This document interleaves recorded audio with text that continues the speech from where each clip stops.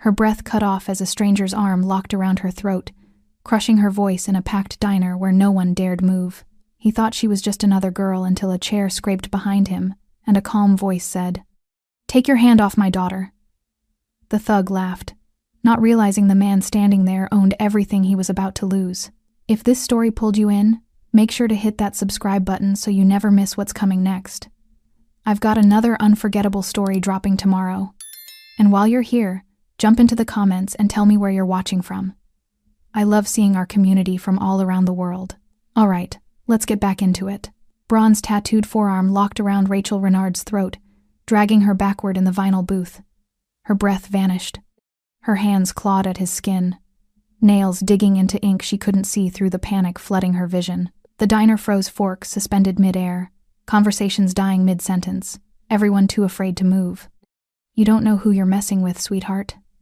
Braun's voice carried the casual confidence of a man who'd done this before. He squeezed harder, his grip tightening like a vice around her windpipe. Rachel's vision blurred at the edges.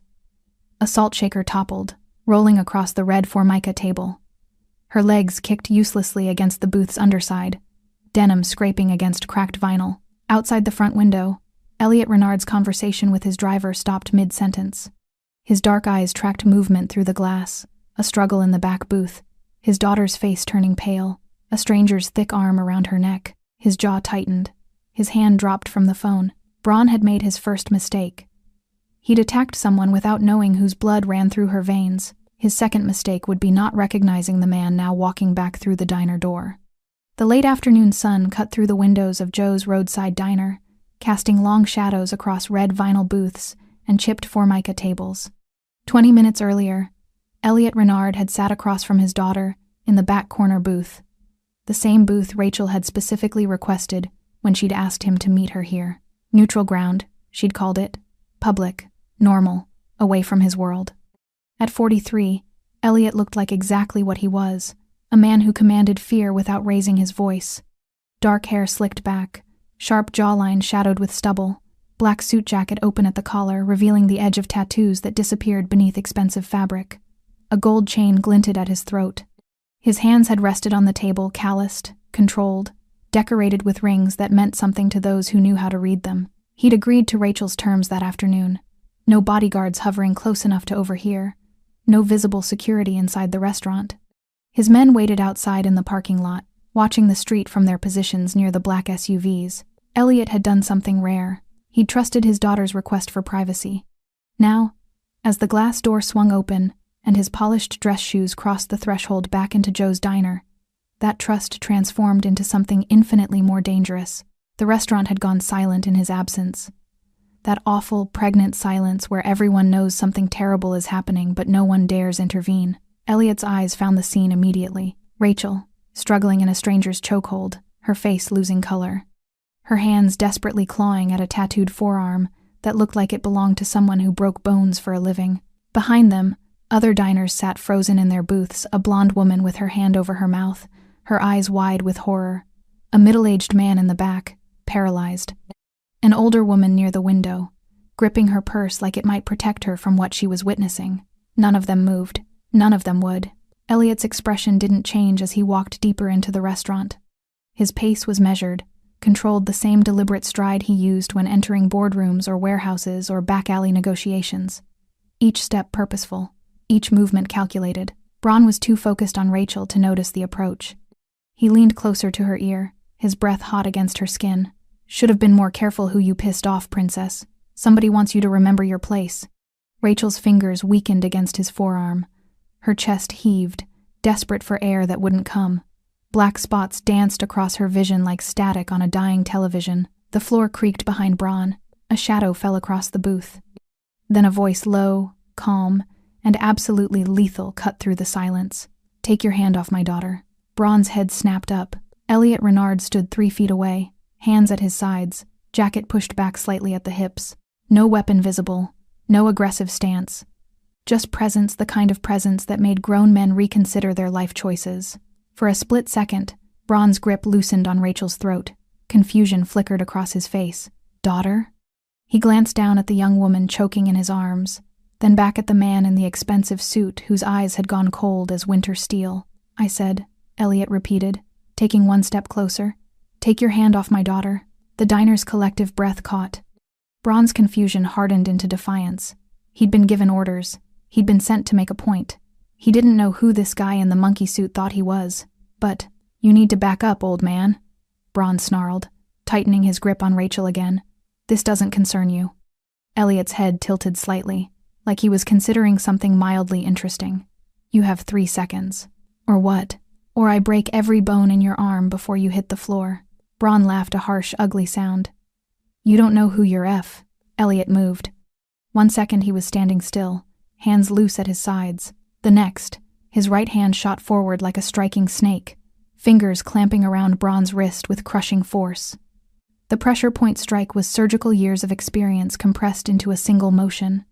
Braun's grip on Rachel's throat released instantly, his hand spasming open. Rachel gasped, sucking in desperate lungfuls of air as she collapsed forward onto the table, coughing violently.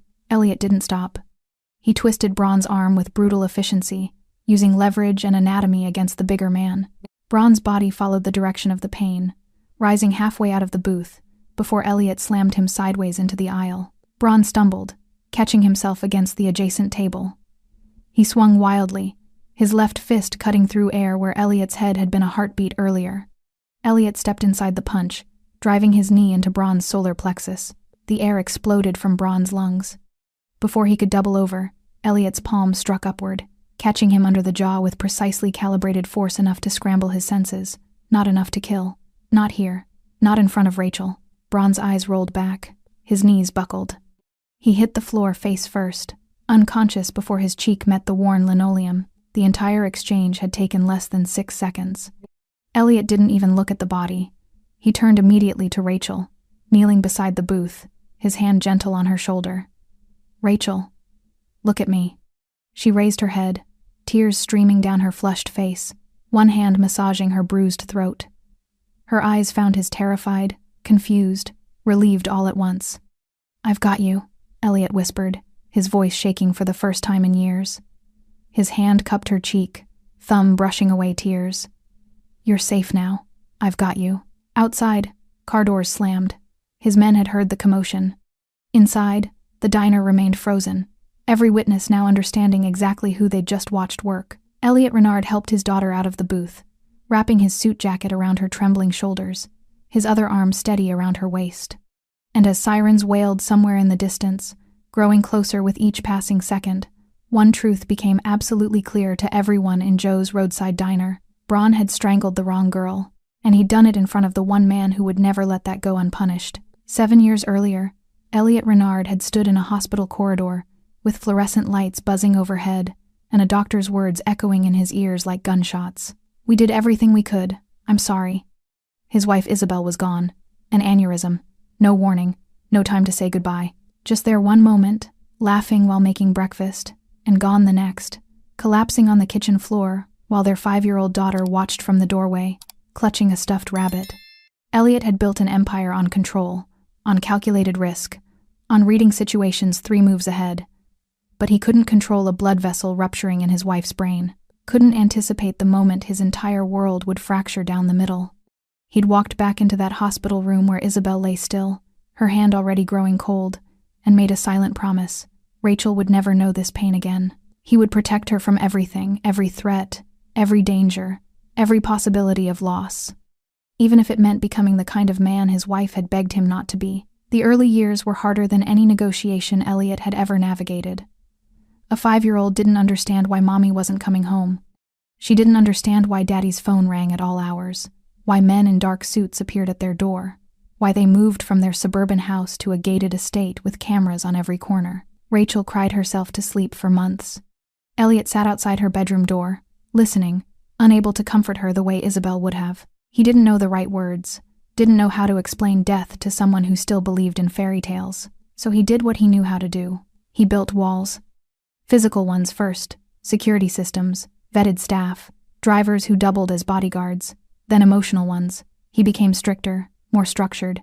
Bedtimes were non-negotiable. Schoolwork was supervised. Friends were carefully screened, their parents' backgrounds run through his network before Rachel could attend a single playdate. She grew up inside a fortress, safe but isolated. By the time Rachel turned 10, she'd started asking questions Elliot couldn't deflect. "Why do people look at you like that, Daddy?" They'd been at a restaurant, nothing fancy, just a family place near her school. But the owner had rushed over the moment Elliot entered, offering the best table, refusing payment, his hands shaking slightly as he poured water. Elliot had watched his daughter watch the interaction, her sharp eyes cataloging every detail. "Like what, sweetheart?" "Like they're scared of you." He'd considered lying, considered telling her people respected him, admired him, looked up to him. But Isabel's voice had whispered in his memory, "Never lie to our daughter." And Elliot had found himself caught between the man he'd been and the man he'd become. "Some people are scared," he'd admitted carefully, "because of the work I do." "What work?" "I make sure people follow the rules." "What happens if they don't?" Elliot had met her eyes, Isabel's eyes, dark and intelligent, and too perceptive for a 10-year-old, and realized his daughter was already piecing together truths he'd tried to hide. "Then there are consequences," he'd said quietly. Rachel had absorbed this with the seriousness she approached everything. Then she'd asked the question that still haunted him. "Is that why Mommy died? Because someone broke the rules?" "No, baby. No. Your mother died because sometimes bad things happen and there's nothing anyone can do to stop them." But even as he'd said it, Elliot had known the deeper truth.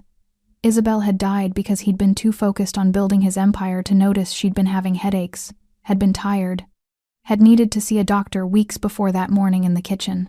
He'd failed her. He would not fail Rachel. By 13, Rachel had stopped asking questions about his work. She'd started noticing other things instead, the way her classmates' parents avoided sitting near Elliot at school events, how invitations to birthday parties dried up once other families learned her last name, the whispers that followed her through hallways. She began pulling away. Not dramatically. Rachel was too much like him for teenage rebellion.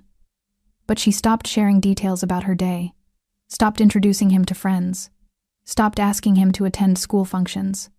Elliot had tried to bridge the gap with gifts, a car on her 16th birthday, a college fund that could buy any future she wanted, anything material she might need. But Rachel didn't want things. She wanted the father she'd lost the same day her mother died. The breaking point had come 6 months ago, just after her 18th birthday. Rachel had been accepted to college across the country, deliberately chosen for its distance from Elliot's reach. When she'd told him, he'd immediately started making calls, arranging security, vetting apartments near campus. "No," Rachel had said simply. Elliot had looked up from his phone, confused. "No what?" "No guards. No security detail. No checking up on me. I'm going alone. That's not safe. I don't care. Rachel, you don't understand the kind of people who work for you." She'd stood from the dinner table, her voice trembling but firm. "I understand perfectly, Dad. I've understood since I was 10 years old. You run this city. People are terrified of you, and I don't want any part of it." The words had landed like physical blows. "Everything I've done," Elliot had said quietly, "has been to protect you." "You've been protecting yourself," Rachel had shot back, "from feeling what you felt when Mom died. You built this empire so you'd never feel powerless again." "But I'm not your empire, Dad. I'm your daughter, and I just want my father back." She'd left the room before Elliot could respond. He'd sat alone at that dinner table for an hour, staring at the empty chair across from him, hearing Isabel's voice again. "Don't let the work consume you. Don't let it take you from us." Too late, he'd thought. But 3 weeks ago, Rachel had called. Not angry, not distant. Just quiet. "Can we talk?" she'd asked. "Really talk? Somewhere normal. Just us." Elliot had agreed immediately, desperately. She'd chosen Joe's roadside diner. Public, neutral, away from his world. And Elliot had made the decision to trust her, to give her what she'd asked for: privacy, normalcy, a conversation without his shadow looming over it. He'd left his men outside. He'd sat across from her in that red vinyl booth, and he'd listened as Rachel told him she loved him, but couldn't love what he'd become. Then his phone had buzzed. He'd stepped outside. And in those 3 minutes of absence, his empire's rot had reached out and touched the one thing he'd sworn to keep pure. Now, standing in that same diner with Rachel trembling in his arms and Braun unconscious on the floor, Elliot understood with crushing clarity. His protection had failed. His world had finally caught his daughter, and there would be consequences. 3 hours before Braun's arm closed around Rachel's throat, Elliot Renard had been standing in his study, staring at his daughter's text message. "Can we meet today? Just us. I want to talk. Really talk." The message had arrived at 11:47 a.m. Elliot had read it 17 times, analyzing every word choice, every implication. In his world, "we need to talk" usually preceded betrayal, demands, or ultimatums, but this was Rachel. And she'd said, "Just us." He'd typed and deleted 4 different responses before settling on, "Name the place." Her reply came instantly, "Joe's Roadside Diner, Route 9, 3 p.m. And Dad, please come alone. No security inside. I need this to feel normal." Elliot had stared at that word normal like it was written in a foreign language. Normal wasn't something that existed in his life. Hadn't existed since Isabel died, and he'd made choices that turned protection into domination, safety into control. But Rachel was asking. So at 2:47 p.m., Elliot had pulled up to Joe's Diner in his black Mercedes, leaving his usual convoy of SUVs a block away. His driver, Thomas, had protested quietly. His head of security had been more vocal. "Sir, we can't protect you if we're not." "Then don't protect me," Elliot had said simply. "Stay outside, watch the perimeter. But my daughter wants normal, and for one afternoon, I'm going to give her that." He'd walked into the diner alone, scanning the room with instincts he couldn't turn off: exits, sightlines, potential threats. The place was half empty, a few truckers at the counter, a family in one booth, an elderly couple by the window. Rachel had already claimed the back corner booth, the one farthest from the entrance. She'd looked up when the bell above the door chimed, and for a moment, Elliot had seen the little girl who used to run to him when he came home, who'd trusted him completely before the world taught her not to. "Hi, Dad." Her voice had been soft, cautious. "Hi, sweetheart." He'd slid into the booth across from her, suddenly aware of how out of place he looked: black suit, gold chain, tattoos creeping up his neck. Rachel wore a denim jacket over a simple shirt, her dark hair pulled back, no makeup. She looked young, vulnerable, beautiful in the way her mother had been beautiful. A waitress had appeared almost immediately. "Coffee? Please," Rachel had said. Elliot had nodded. Black. The waitress had poured, disappeared, left them in the uncomfortable silence that had become their default over the past year. Rachel had been the one to break it. "Thank you for coming," she'd said, wrapping her hands around the ceramic mug. "And for respecting what I asked. About the security." "You asked for normal," Elliot had replied. "I'm trying." Something had shifted in Rachel's expression. Surprise, maybe, or appreciation. She'd taken a sip of coffee, gathering courage for whatever came next. "I've been thinking a lot," she'd started carefully. "About us. About everything that's happened since Mom died.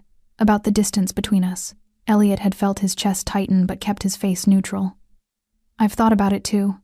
"I know you have." Rachel had met his eyes directly, the way she always did when something mattered. "I know you think you failed me, that you weren't there enough, weren't the right kind of father, but Dad, you didn't fail me by being absent. You failed me by being too present in all the wrong ways." The words had stung precisely because they were true. "I built walls to keep you safe," Elliot had said quietly. "You built walls to keep yourself from feeling," Rachel had countered, not unkindly. "After Mom died, you turned into someone else. Someone harder, someone scarier. And I get it, I do. You were terrified of losing me too. But Dad, you can't protect me from life. You can't control everything." Elliot's jaw had worked silently. Outside the window, Thomas leaned against the Mercedes, watching the street. Normal people walked by, living normal lives, unburdened by the weight Elliot carried every day. "I love you," Rachel had said suddenly, her voice breaking slightly. "I need you to know that. Whatever else happens, whatever I'm about to say, I love you. You're my father, and you always will be." Elliot's throat had constricted. "I love you too, Rachel. More than, I know." She'd reached across the table, placing her hand over his. "That's why this is so hard. Because I know everything you've done. You've done because you love me. But I can't love this, Dad. I can't love what you've become. The empire, the fear, the way people look at me like we're dangerous. They look at you that way because of me," Elliot had said, anger creeping into his voice. "Not because of anything you've done. And I can fix that. You can't fix it by being more of what you are," Rachel had interrupted gently. "You can only fix it by being less, by stepping back, by choosing me over the power." The waitress had returned with menus they hadn't asked for, sensing the tension and retreating quickly. Elliot had stared at his daughter, this brave, beautiful young woman who was asking him to dismantle everything he'd built. "If I step back," he'd said carefully, "there are people who will see that as weakness. People who will move against me. Against us. Then maybe the empire isn't worth having," Rachel had said simply. "It's not that simple." "It is, though." She'd squeezed his hand. "Dad, I don't want your protection if it costs you your soul. I don't want security that comes from fear. I want you. Just you. The man Mom fell in love with. The father who used to read me bedtime stories and make terrible pancakes on Sunday mornings." Elliot had felt something crack inside his chest, a wall he'd spent 7 years building, starting to crumble. "I'm trying," he'd whispered. "God, Rachel, I'm trying. But I don't know how to be that man anymore." "Yes, you do," she'd said. "You're being him right now. Sitting here, listening to me, being vulnerable." They'd sat in silence for a moment, the weight of years between them starting to lift. Then, Rachel's expression had shifted, something darker crossing her features. "There's something else I need to tell you," she'd said. "Something that's been happening at school." Elliot had straightened immediately, instincts flaring. "What kind of something?" "Men have been watching me," Rachel had admitted. "Not obviously, but I've noticed the same faces. Different cars parked near campus. Someone asked my roommate questions about my schedule last week." Ice had flooded Elliot's veins. "Why didn't you tell me immediately?" "Because I knew you'd react like this," Rachel had said. "I knew you'd lock me down, put guards on me, turn my life into a prison again. But Dad, I'm telling you now because I trust you to handle it differently, to not overreact." Elliot's phone had buzzed in his pocket. He'd pulled it out, seen Thomas's name on the screen. "I need to take this," he'd said.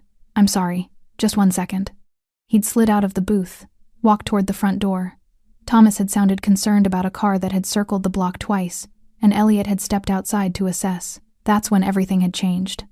Those 3 minutes outside discussing security protocols, scanning the street, making sure the perimeter was secure were the 3 minutes that shattered his promise to Rachel. The 3 minutes when his world had reached through the diner window and touched his daughter. When he'd turned back and seen Braun's arm around Rachel's throat, Elliot had understood with devastating clarity. Normal was never an option. Not for men like him. Not for daughters of men like him. And the empire he'd built to protect her had just proven to be her greatest danger. 48 hours before Braun walked into Joe's roadside diner, a photograph had been uploaded to an encrypted server that only Elliot Renard's inner circle could access.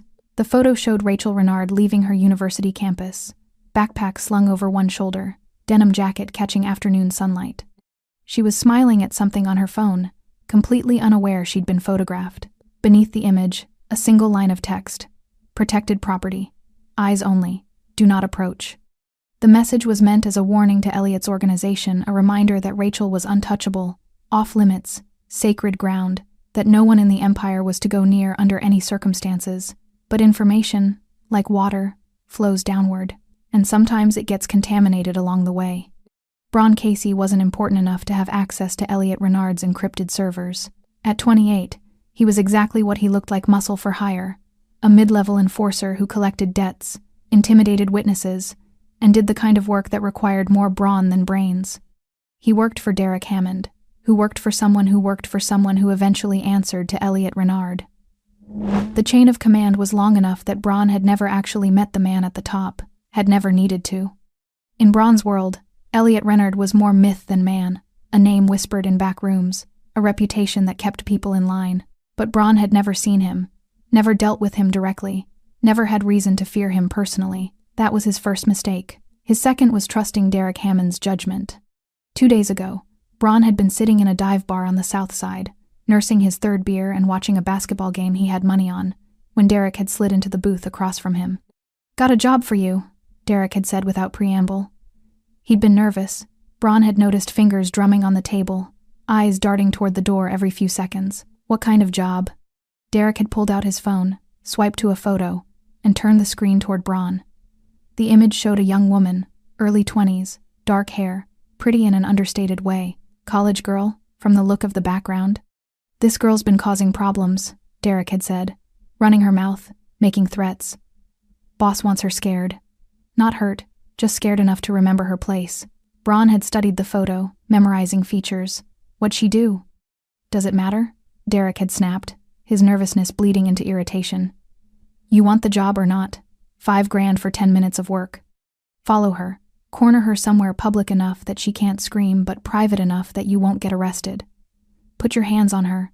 Make it clear what happens if she doesn't shut up. $5,000 for intimidating a college girl. Easy money. The kind of job Braun had done a dozen times before. Who is she? Braun had asked, because he always asked. Knowing context kept you alive in this business. Nobody important, Derek had said, too quickly. Just some girl who thinks she can threaten the wrong people? You in or out?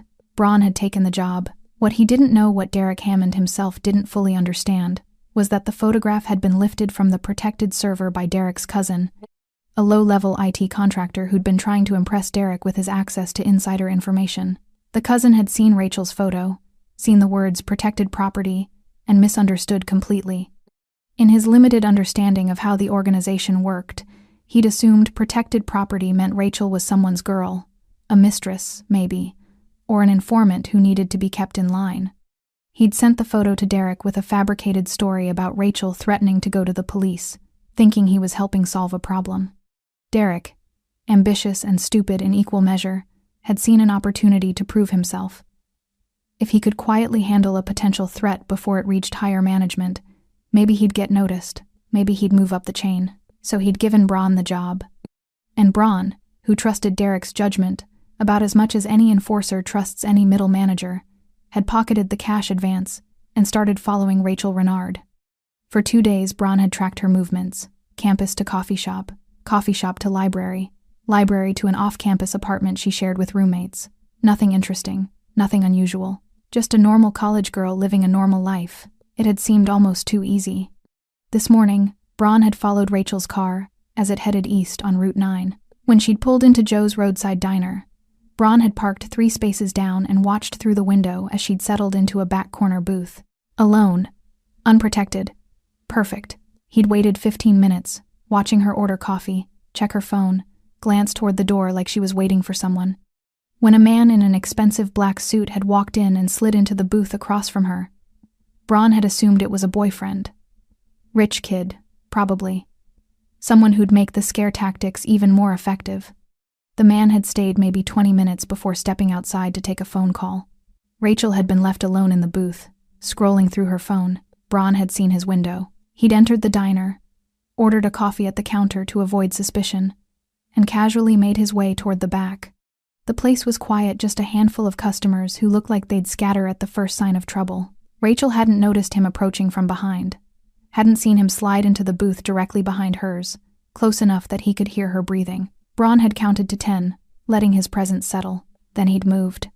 His arm had shot forward, wrapping around her throat from behind, dragging her against the booth's backrest. She'd gasped a sharp, desperate sound, and her hands had immediately flown to his forearm, nails digging into tattooed skin. "You don't know who you're messing with, sweetheart," Braun had growled, squeezing harder. The words were part of the script Derek had suggested. Make it personal. Make it threatening. Make it stick. Rachel's body had gone rigid with panic. Braun had felt her pulse hammering against his forearm, had felt her strength fading as oxygen became scarce. The diner had gone silent around them. Good. Fear spread fast in places like this. Should have been more careful who you pissed off, princess, Braun had continued, leaning close to her ear. Somebody wants you to remember your place.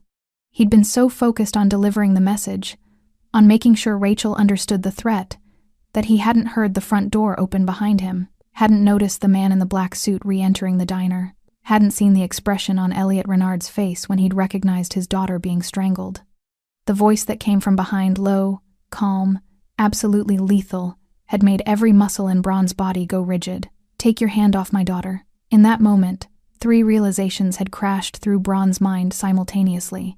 First, the girl he was strangling wasn't nobody important. Second, the man in the expensive suit wasn't her boyfriend. Third, Derek Hammond had just gotten him killed. Braun had loosened his grip slightly, confusion flooding his system as he turned his head and met Elliot Renard's eyes for the first time. Dark, cold, completely empty of mercy, I said. Elliot had repeated, each word precise as a blade. Take your hand off my daughter. And Braun had understood, with absolute clarity, that he'd just made the worst mistake of his life. He'd strangled the Mafia boss's daughter, and the Mafia boss had been right there the entire time. The moment Elliot stepped outside Joe's diner to take Thomas's call, the air itself seemed to shift. Inside, Rachel had watched her father disappear through the glass door, relieved to have a moment to collect herself.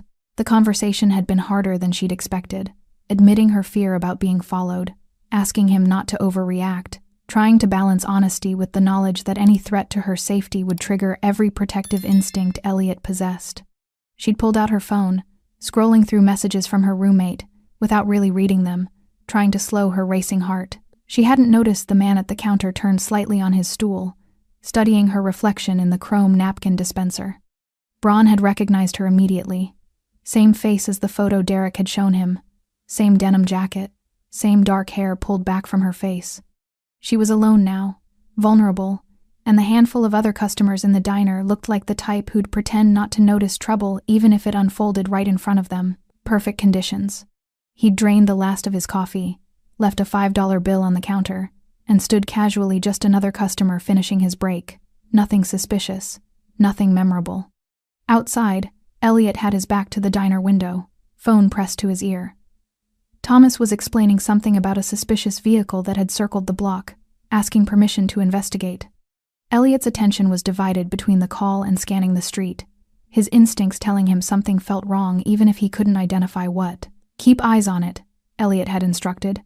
"If it comes around again, get the plates and run them." Inside the diner, Braun moved toward the back corner.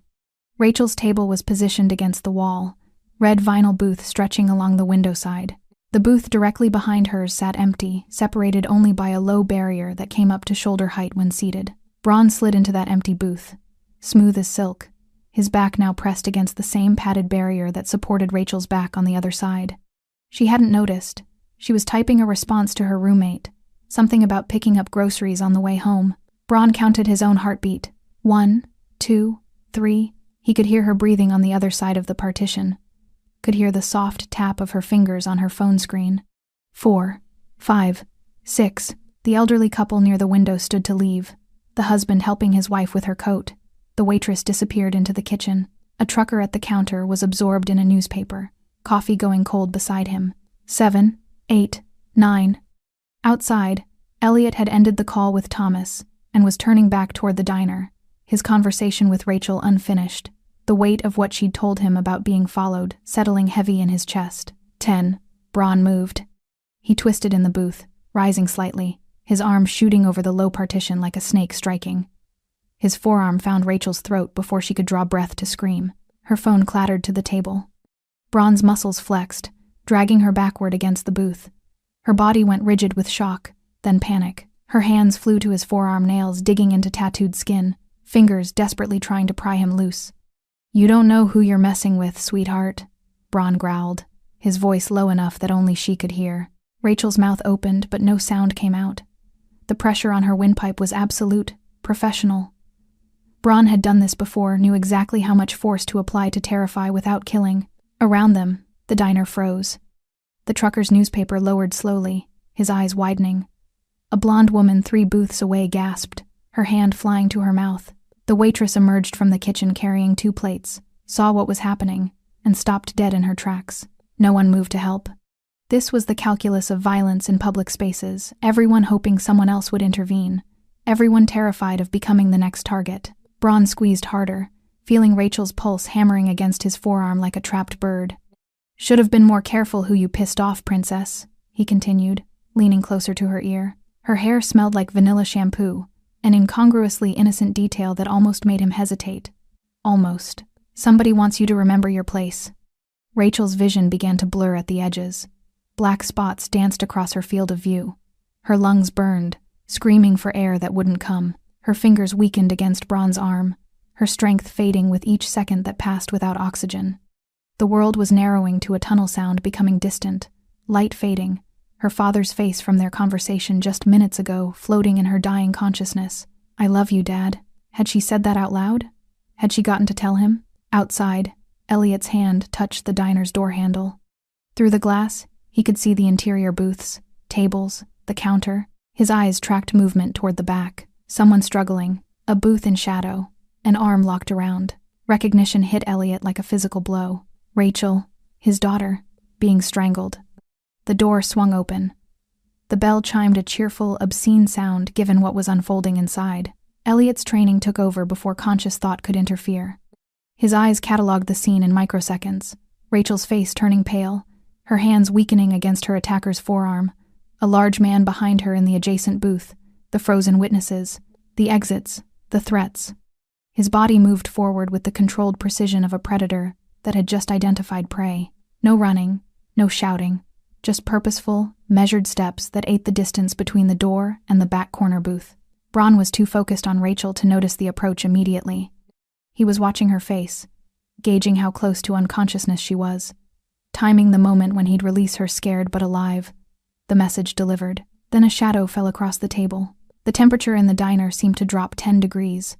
Braun's head snapped up, his grip loosening slightly on Rachel's throat as confusion flooded his system. The man in the black suit stood 3 feet away.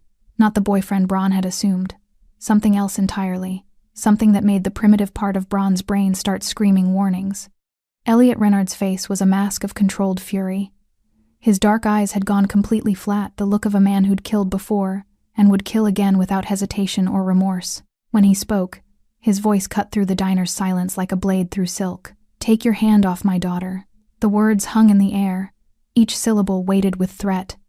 Braun's mind stuttered. "Daughter?" He glanced down at Rachel, then back at the man whose presence suddenly filled the entire space. Understanding crashed through him with the force of a freight train. This wasn't some rich boyfriend. This was Elliot Renard, the Elliot Renard. And Braun had just strangled his daughter. I didn't," Braun started, his voice cracking. "You have 3 seconds," Elliot interrupted, his tone conversational in a way that was somehow more terrifying than shouting would have been. Braun's training, such as it was, screamed at him to release the girl, to back away, to apologize and hope for mercy. But his pride, his ego, the same stupid machismo that had gotten him into and out of dozens of fights, made him tighten his grip instead. "You need to back up, old man." Braun snarled, trying to inject authority into his voice even as his survival instincts screamed that he was making a catastrophic mistake. "This doesn't concern you." The lie was reflexive, defensive. Even as the words left his mouth, Braun knew they were meaningless. Elliot's head tilted slightly, like he was observing something mildly interesting. A predator deciding how to kill its prey. "Or what?" Braun demanded, his voice rising, desperation bleeding through the bravado. Elliot's answer was quiet, precise, absolute. "Or I break every bone in your arm before you hit the floor." Braun laughed, a harsh, ugly sound born of fear disguised as confidence. "You don't know who you're fa." He never finished the sentence. Elliot moved. Braun regained consciousness to the smell of old coffee and the metallic taste of blood in his mouth. His jaw felt like it had been hit with a sledgehammer. His ribs screamed with each shallow breath. When he tried to move his right arm, white-hot pain shot through his shoulder, and he realized with distant horror that Elliot Renard hadn't been making an idle threat. Something in his arm was definitely broken. He was still on the floor of Joe's diner, but the scene had changed. The other customers had cleared out, whether voluntarily or otherwise. Braun couldn't tell. The waitress stood behind the counter, pale and shaking, her hands gripping the edge like it was the only thing keeping her upright. 2 men Braun had never seen before stood near the entrance, dressed in dark suits that screamed professional security. They weren't looking at him. They were looking at Elliot Renard, waiting for instructions. And Elliot himself sat in the booth where Rachel had been, his daughter now beside him instead of across from him. His arm was around her shoulders, holding her close, while his other hand held a glass of water to her lips. "Small sips," Elliot was saying, his voice gentle in a way that made Braun's stomach twist. "That's it, sweetheart. Just breathe." Rachel's hands trembled as she held the glass, her throat visibly bruised where Braun's arm had been. She was crying quietly, tears streaming down her flushed cheeks, but she was breathing, alive. Braun tried to sit up and immediately regretted it. Pain exploded through his torso, forcing a groan from his lips. The sound drew Elliot's attention. Those dark eyes shifted from his daughter to Braun, and the transformation was instantaneous. The gentle father disappeared, replaced by something cold and calculating and utterly merciless. "Get him up," Elliot said quietly to the 2 men by the door. They moved immediately, crossing the diner in synchronized steps. Strong hands gripped Braun under his armpits, hauling him to his feet despite his broken arm and cracked ribs. He bit back a scream, stars exploding across his vision. They dragged him to a chair at the counter, forcing him down onto the cracked vinyl stool. One of the men produced a zip tie from inside his jacket, securing Braun's good hand to the stool's metal frame. Elliot stood slowly from the booth, his movements deliberate. He pressed a kiss to the top of Rachel's head, murmured something Braun couldn't hear, then walked toward the counter with the measured pace of an executioner approaching the scaffold. He stopped 3 feet from Braun, hands in his pockets, his expensive suit somehow still immaculate despite the violence that had just unfolded. "What's your name?" Elliot asked conversationally. Braun's mouth was dry, his tongue felt thick. Braun Casey. Braun. Elliot repeated it like he was tasting the syllables, filing them away. "Who sent you?" The question landed with the weight of inevitability. Braun had known it was coming, had been rehearsing answers from the moment Elliot's fist had connected with his jaw. "I don't." "Let me save us both some time," Elliot interrupted, his tone still conversational but edged with something that made Braun's skin crawl. "You're going to tell me who sent you. You can tell me now, quickly and completely. Or you can tell me in 20 minutes after my associate here." He gestured to one of the suited men. "Breaks your other arm. Either way, I'm getting the information. The only variable is how much you suffer first." Braun's survival instincts warred with his sense of self-preservation. Ratting out Derek Hammond meant becoming a target, but looking into Elliot Renard's eyes, Braun realized he was already a target, and his life expectancy could now be measured in hours rather than years. "Derek Hammond," Braun gasped, the name spilling out before he could stop it. "Derek Hammond gave me the job, showed me a photo, said the girl was causing problems, needed to be scared. I swear to God, I didn't know she was your daughter." Derek Hammond. Elliot's expression didn't change, but something flickered in his eyes, recognition perhaps, or calculation. "Who does Derek work for?" "I don't know the whole chain," Braun said quickly. "He's middle management, reports to someone who reports to someone. He gave me $5,000 to scare her. That's all I know." Elliot was silent for a long moment, processing. Behind him, Rachel watched from the booth, her eyes red from crying but focused, taking in every detail of this world she'd tried so hard to escape. "Show me the photo," Elliot said finally. "My phone," Braun managed. "Front pocket." One of the suited men retrieved it, unlocking it at Elliot's instruction. Braun's face recognition still worked despite the swelling and pulling up the photo Derek had sent. Elliot stared at the image of his daughter leaving campus, his jaw working silently. When he spoke again, his voice had dropped to barely above a whisper. "This photo came from my organization," he said. "Not a question, but a statement. From inside my own network." "I don't know where Derek got it," Braun said desperately. "I swear, he just said she was a problem that needed handling. I had no idea." "What did he tell you she did?" Elliot's eyes snapped back to Braun. "What problem was she supposedly causing?" "He said she was threatening to go to the police, making noise about something. I didn't ask for details. You just took money to strangle a young woman in a public restaurant." Elliot finished, his voice flat. "Without asking questions, without verifying the story, without considering that maybe, just maybe, you were being lied to." Braun had no answer for that. The truth was damning enough without embellishment. Elliot turned to one of his men. "Call Marcus. Tell him I need Derek Hammond's location within the hour. And I want a full audit of everyone who had access to protected files in the last 72 hours. "Yes, sir." Elliot turned back to Braun, and for the first time, something like pity crossed his features. "You understand what happens now?" Braun's throat constricted. "Please. I didn't know. I swear I didn't." "I believe you," Elliot said, and somehow that was worse than anger would have been. "You're a blunt instrument.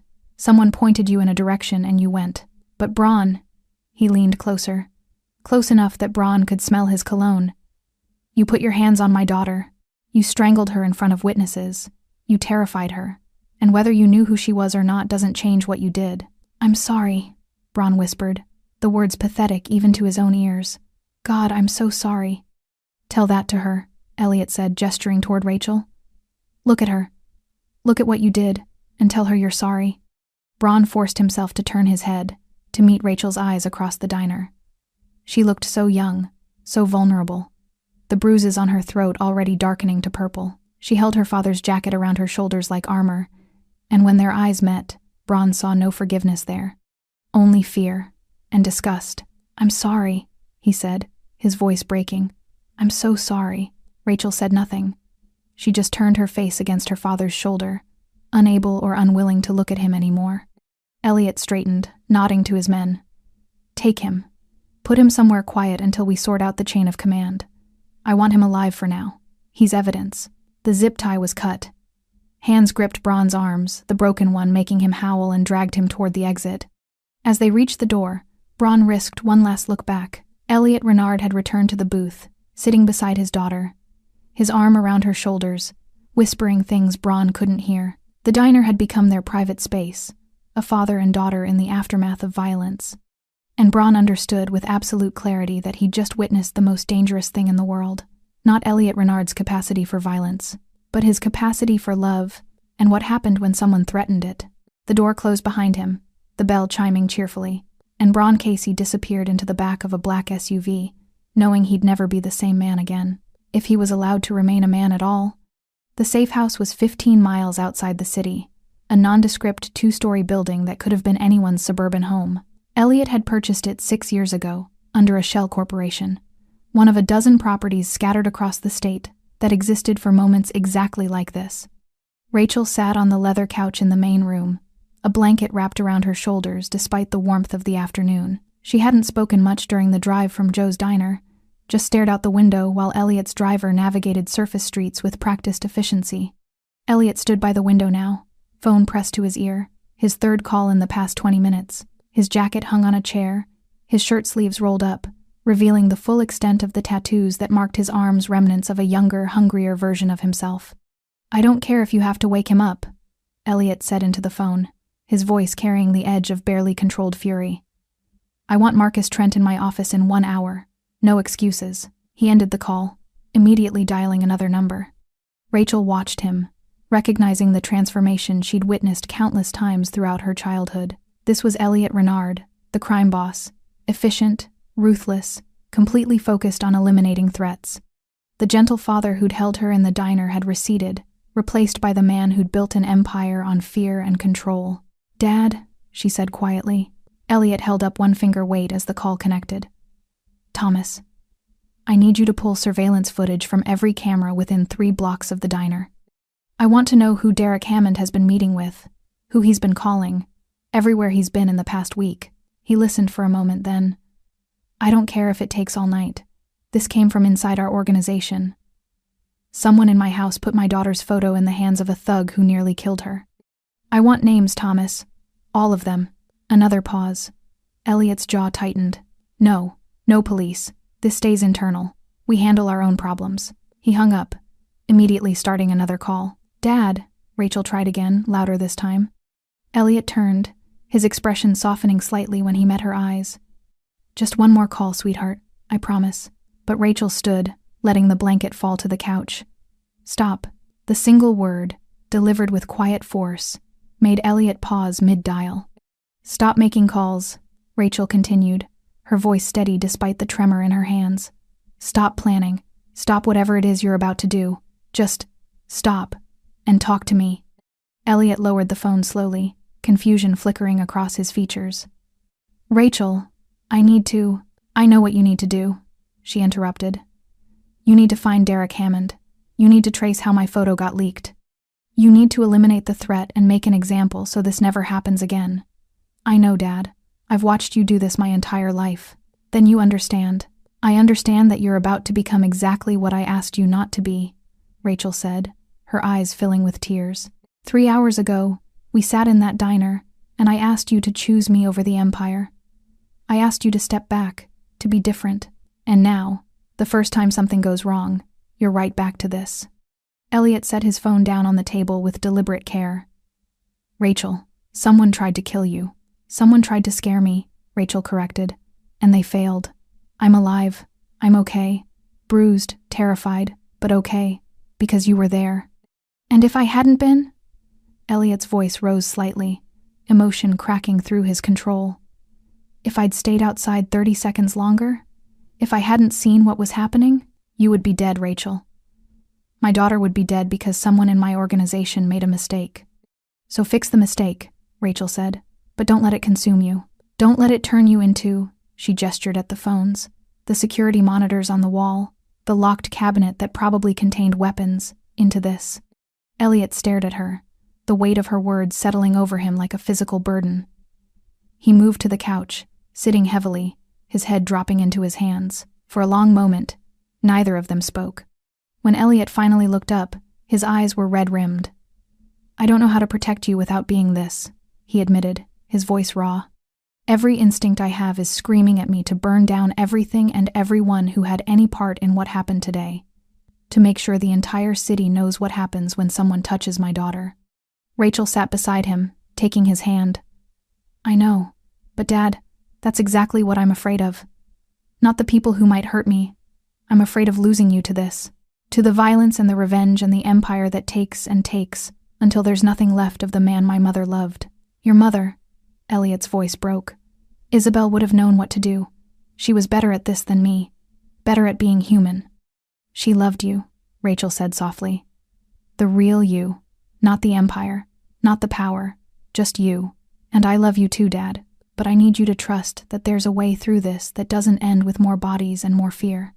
Elliot was quiet for a long moment, his thumb tracing circles on the back of Rachel's hand, the same unconscious gesture he'd done when she was little and couldn't sleep. I have to find Derek Hammond, he said finally.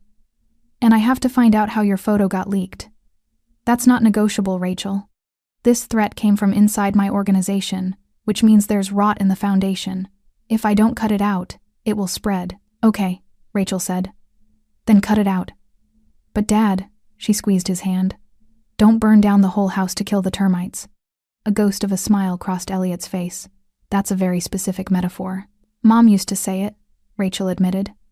When you'd come home angry about business, she'd tell you that sometimes the measured response was harder than the nuclear option, but it was the one that let you sleep at night. Elliot closed his eyes, and Rachel saw tears escape from beneath his lashes.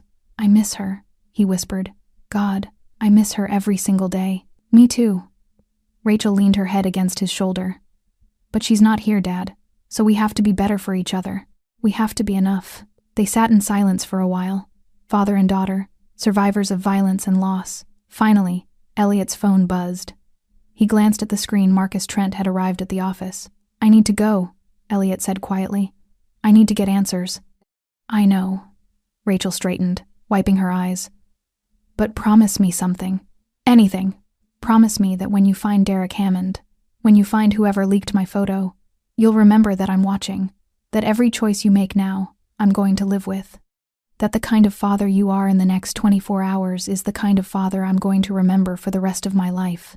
Elliot cupped her face in his hands, studying her like he was memorizing every detail. I promise, he said. I promise I'll try to be the man you deserve, the man your mother believed I could be. He kissed her forehead, held her close for a moment, then stood and reached for his jacket. Thomas will stay with you, Elliot said, sliding his arms into the sleeves. Full security. No one gets within 100 yards of this house without clearance.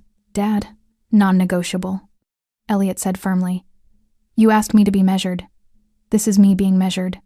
I'm not locking you in a fortress, but I'm also not leaving you unprotected. Meet me halfway. Rachel nodded slowly. Okay, halfway. Elliot headed for the door, then paused with his hand on the knob.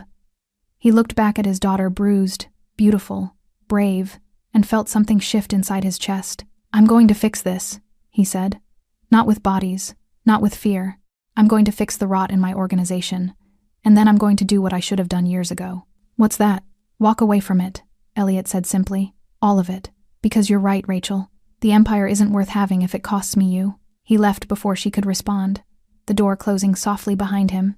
And as Elliot Renard drove back toward the city, toward Marcus Trent and the interrogations and the investigations that would expose the cancer in his organization, he carried his daughter's words like a talisman. Don't burn down the whole house to kill the termites. It was time to be surgical.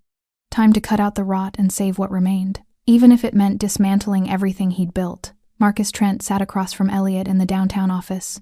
A folder of surveillance photos spread across the mahogany desk between them. His expression was grim, the kind of look that preceded bad news delivered by loyal men. Derek Hammond is an idiot, Marcus said without preamble. But he's not the source. Elliot's fingers drummed against the armrest of his leather chair, the only outward sign of the fury coiling in his gut. Explain. Marcus pulled a photo from the stack, a screen capture from Derek's phone records. Derek received Rachel's photo from his cousin, Tyler Hammond. Tyler works IT for our data management contractor.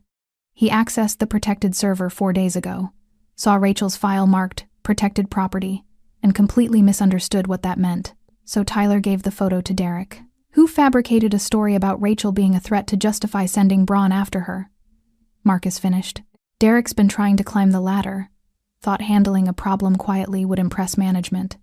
He's ambitious and stupid, dangerous combination. Elliot was silent for a moment, processing.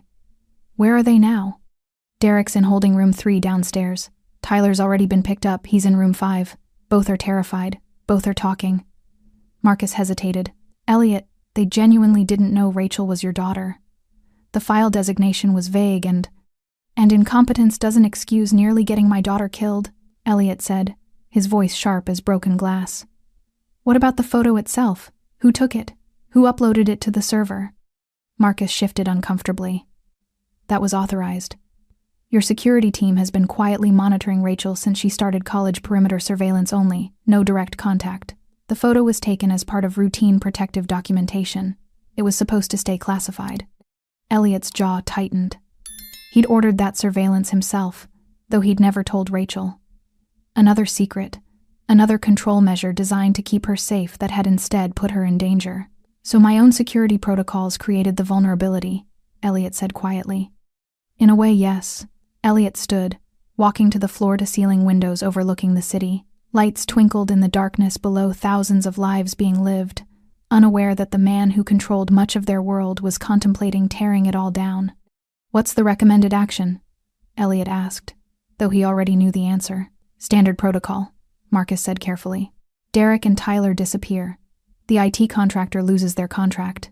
We tighten server access, implement biometric verification, audit everyone who's touched sensitive files in the past year. Message gets sent internally, mistakes have consequences. Elliot had heard variations of this speech dozens of times. It was how organizations like his maintained discipline, how they prevented future mistakes. Clean, efficient, permanent. It was also exactly what Rachel had asked him not to become. No, Elliot said softly. Marcus blinked. Sir? I said no. Elliot turned from the window, his decision crystallizing even as he spoke. We're not disappearing anyone. We're not sending messages through violence. We're doing this differently. Elliot, with respect, if we don't respond decisively, it shows weakness. People will think. Let them think, Elliot interrupted. Marcus, my daughter was strangled today because the system I built to protect her became the weapon used against her. That's not Derek's failure or Tyler's incompetence, that's mine. Marcus stood slowly, concern etched across his features. What are you saying? I'm saying I'm done. Elliot moved back to his desk, sinking into the chair with the weight of the decision settling over him. Not today, not tomorrow, but soon. I'm going to dismantle this, Marcus, piece by piece, and I'm going to do it the right way. You can't just walk away from, watch me, Elliot said, meeting his old friend's eyes. I've spent 7 years building an empire to protect one person, and today that empire nearly killed her. I won't let that happen again. Marcus was quiet for a long moment. What do you want me to do about Derek and Tyler? Fire them, Elliot said simply. Strip them of access. Blacklist them from working in this industry. Make sure they understand how close they came to something unforgivable. But let them live, Marcus. Let them walk away scared and jobless but breathing. And Braun? Elliot's expression hardened. Braun put his hands on my daughter. He's different. But even he doesn't die not for this. He goes somewhere quiet, somewhere he can think about his choices, and he stays there until I decide he's suffered enough. Clear? Marcus nodded slowly. You're serious about this? About walking away? Rachel asked me to choose, Elliot said quietly. Between her and the power. That's not even a choice, Marcus. It never was. I just forgot that somewhere along the way. It'll take time, Marcus warned. You can't just flip a switch and disappear. There are contracts, territories, people who depend on... I know, Elliot said. Which is why you're going to help me do this right. Transition leadership gradually. Pay out obligations.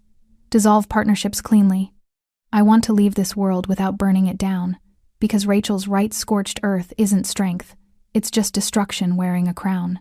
Marcus sat back down, pulling out his phone. This is going to be complicated. Everything worth doing is. Elliot allowed himself a small smile. But for the first time in 7 years, Marcus, I actually feel like I'm making the right choice. Not the powerful choice. Not the safe choice, the right one. Isabel would be proud, Marcus said quietly. Elliot's throat tightened. I hope so. God, I hope so. They worked through the night, sketching out plans, identifying vulnerabilities, determining who could be trusted with the truth and who needed to be managed carefully. By dawn, they had the skeleton of a strategy 18 months to full dissolution, with careful steps to prevent power vacuums and violence. When Elliot finally drove back to the safe house, the sun was rising over the city he'd ruled for nearly a decade. Rachel was asleep on the couch, Thomas standing guard by the door. Elliot knelt beside her, brushing hair from her face. She stirred, eyes opening. Dad? I'm here, sweetheart. What did you do? The right thing, Elliot whispered. I chose you. Rachel's eyes filled with tears. Really? Really? Elliot kissed her forehead. I'm coming home, Rachel. The real me. It's going to take time, but I'm coming home. She wrapped her arms around his neck, holding tight. And Elliot Renard feared crime boss. Ruthless empire builder held his daughter and felt something he hadn't felt in years. Hope. The dismantling of Elliot Renard's empire began with paperwork. Not violence, not threats, just signatures on documents that transferred ownership, dissolved partnerships, and severed ties that had taken years to forge. Rachel sat in her father's home office, watching him work through stacks of contracts with Marcus Trent at his side. It had been 5 days since the attack at Joe's diner, and the bruises on her throat had faded from purple to yellow-green, visible reminders of how close she'd come. This one transfers the waterfront properties to the Castellano family, Marcus was saying, sliding a document across the desk. They've been reliable partners. They'll maintain operations without disruption. Elliot signed without reading, trusting Marcus's judgment in ways he'd never trusted anyone except Isabel. What about the imports? Elliot asked. Selling to an overseas buyer. Clean transaction, no blowback. The crews get severance packages, generous ones. Nobody loses their livelihood. Rachel listened quietly, fascinated despite herself. She'd spent years avoiding knowledge of her father's business, treating it like a dark room she refused to enter. But watching him dismantle it, piece by careful piece, she saw something unexpected. He was good at this, strategic, thoughtful, ensuring minimal damage. If only he'd applied these skills to building instead of ruling. Derek and Tyler? Elliot asked, setting down his pen. Gone, Marcus confirmed. Derek's working construction in Nevada. Tyler moved back to his hometown in Ohio. Both understand that returning here would be unwise. And Braun? Marcus's expression darkened slightly. Still in the facility upstate, recovering from his injuries. He's been cooperative, gave us everything he knows about Derek's operation. What do you want done with him? Elliot glanced at Rachel. She met his eyes, understanding the silent question. Let him go, she said quietly. Both men turned to her. Rachel, Elliot started. I mean it, she interrupted. He's suffered. He lost everything. His reputation, his connections, probably his nerve for this kind of work. Keeping him locked up doesn't protect me. It just makes you the thing I asked you not to be. Elliot studied his daughter for a long moment, then nodded. Release him, with a warning that if he ever comes near my family again, there won't be mercy twice. Marcus made a note. Understood. They worked for another hour before Marcus left, carrying a briefcase full of documents to be filed, processed, executed. The machinery of dissolution grinding forward. When they were alone, Rachel moved to sit on the edge of her father's desk. How does it feel? She asked. Strange, Elliot admitted. I've spent so long building this, maintaining it, defending it. Letting it go feels like, I don't know, like stepping off a cliff and hoping there's ground below. There is, Rachel said softly. I'm the ground, Dad. I've always been here. Elliot's eyes misted. He stood, pulling her into an embrace. I know. I'm sorry it took me so long to see that. They stood like that for a while.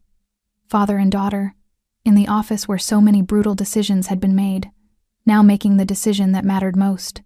To choose love over power, to choose presence over control, to choose each other. The bell above Joe's roadside diner chimed as Elliot and Rachel walked through the door. It was late afternoon, the same time they'd met before, the same golden light cutting through windows that had witnessed violence and survived.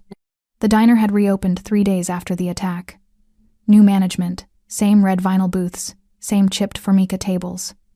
The owner, a different person, now recognized Elliot immediately, his face going pale. "Mr. Renard, we'd like the back corner booth," Elliot said calmly, "if it's available." The owner nodded frantically, gesturing toward the empty restaurant. "Of course, anything you need." Elliot and Rachel walked to the booth where everything had changed. Rachel slid in first, her fingers trailing over the table's surface. Elliot sat across from her, the same position as before, but everything was different now. No guards outside, no security watching from cars, just Thomas, who'd driven them here and was now having coffee at the counter, giving them privacy because Elliot had asked, not ordered. The waitress appeared young, nervous. "Coffee?" "Please," Rachel said, smiling to put her at ease. "Two," Elliot added. They sat in comfortable silence while the coffee was poured, while the waitress retreated, while the diner resumed its ordinary rhythm around them. "Do you remember what I said?" Rachel asked finally.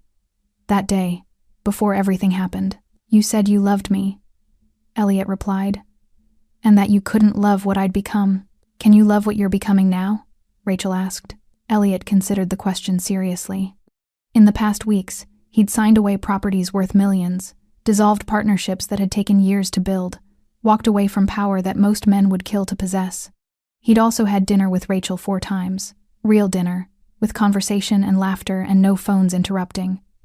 He'd attended her college art show, standing in the back like any proud father. He'd taught her to change a tire in his driveway, getting grease on his expensive pants and not caring. "I'm learning to," Elliot said honestly. "It's harder than I expected. Being ordinary, being present without being in control." "You're not ordinary," Rachel said.